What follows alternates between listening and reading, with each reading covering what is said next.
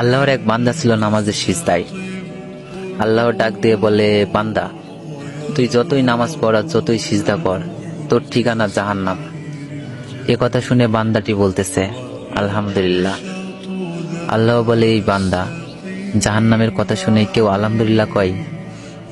বান্দা বলে, আল্লাহ, জাহান্নামের মালিকও তুমি, জান্নাতের মালিকও তুমি।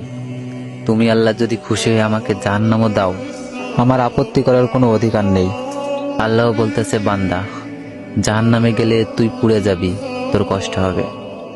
বান্দা বলতেছে, আল্লাহ, কষ্ট শুধু আমার হবে না, তোমারও হবে। আল্লাহ বলে, বান্দা, তুই পুড়বি জাহান্নামে, আমার কষ্ট কেন হবে?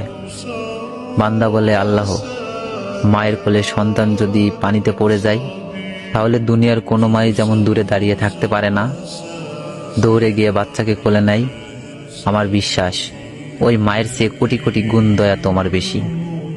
আমাকে জাহান্নাম দিলে তুমিও আল্লাহ শান্তি পাবে না।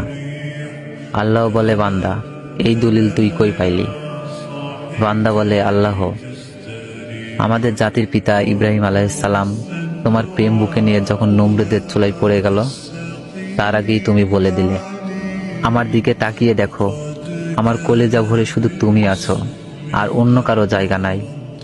আল্লাহ বলে, বান্দা, আমার প্রেমের ভক্তি নিয়ে যদি কেউ জাহান্নামেও যায়, আমি জাহান্নামকেও জান্নাত বানিয়ে দিব। সুবহানাল্লাহ।